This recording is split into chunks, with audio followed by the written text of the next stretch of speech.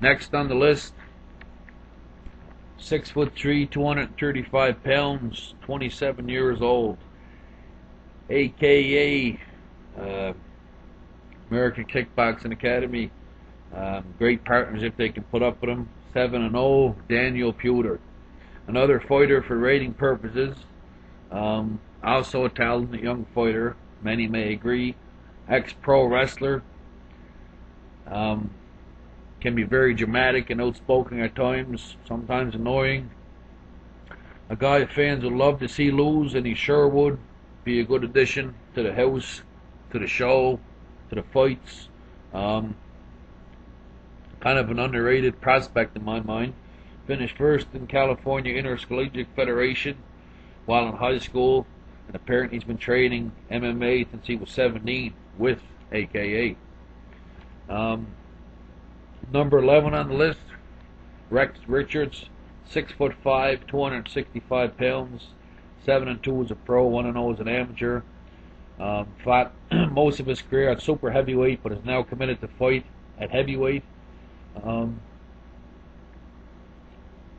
In a recent fight, he lost to Daryl Schoenover, of course, top 10 fighter. And his other career loss was the UFC vet Shane Carwin.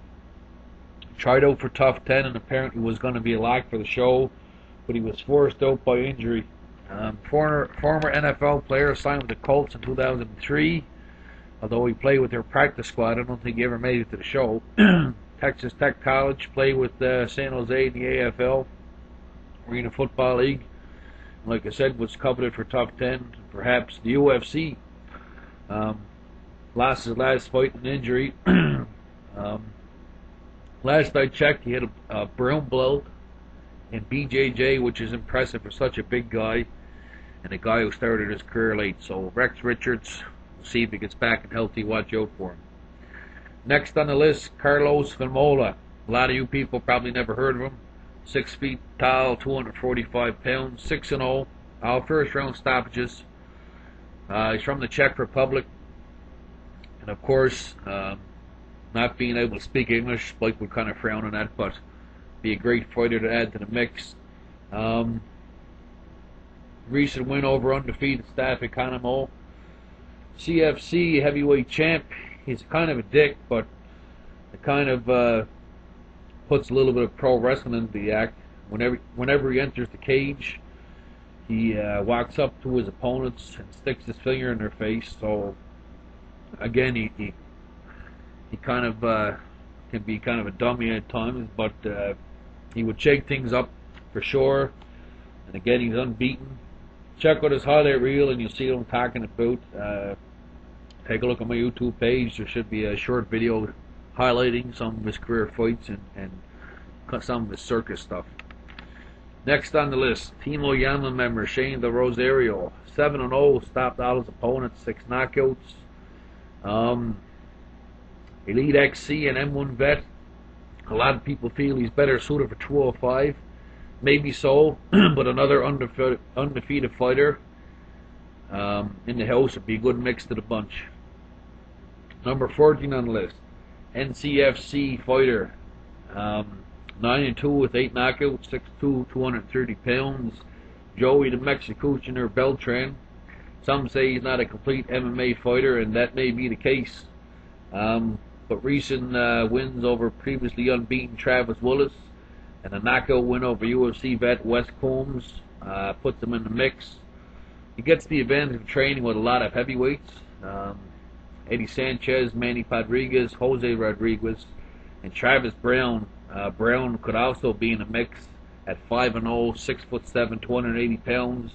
But like I said, Beltran may not be the prettiest fighter, but he shows up to fight, shows up to bang. You'll see lots of action in his fights. Whether he wins or not will probably be a big question mark, but he's in the mix. Next up, a fighter that most probably have never heard of, MAIQUEL FALCAO. 21 wins, only 2 defeats, 18 knockouts. It's not a big heavyweight at 220 pounds. Big Muay Thai background. His only defeat came from, both of his defeats came to Fabio Maldonado. Dangerous, aggressive striker, has limited in wrestling and takedown defense, but shows up to brawl and would force his opponents to fight him. Although a good wrestler would probably take him down and control him without too much of an issue. Nonetheless, aggressive fighter with action-packed fights. The last guy, number 16, and this guy is solely for complete ratings and has yet to fight in MMA. But he drew a ton of attention when the UFC showed interest in signing him. Satoshi Ishii, listed at 5'11", 240 pounds, although I don't think he's that big. I thought he was more around 220. A lot of people say he'd be better suited for 205. 2008, judo gold medalist at the Beijing Olympics in the 100+ kilogram category. Also won the 2006 and 2008 All Japan Judo Championship. He made huge headlines when he called out Fedor after winning the gold medal. He was very close to signing with the UFC. Most thought that's where he was going to end up, but he has signed on with Sengoku. And nonetheless, this edition, of course, would draw huge interest from the news media, and would do wonders for the show. And would also be interesting to see how a top judoka fighter, I mean a green MMA fighter, but a Olympic gold medalist, would fare out.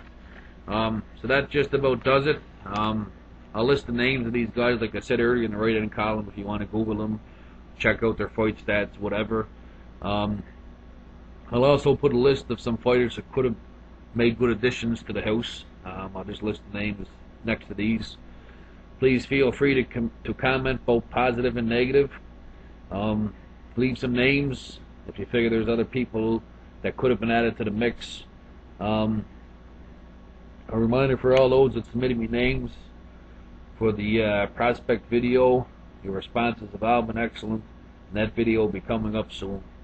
Until next time, peace out.